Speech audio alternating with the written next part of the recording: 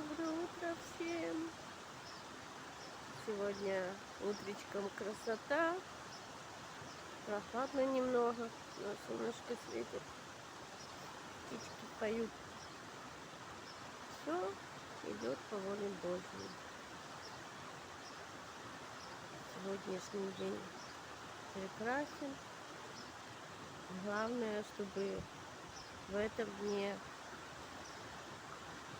приносить пользу, потому что Бог желает больше всего на свете, чтобы мы познавали свое сердце и приносили пользу, а не вред,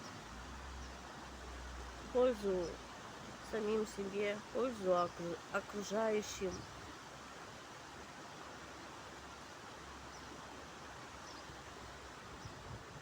Желаю всем хорошего дня. Ой, солнышко светит.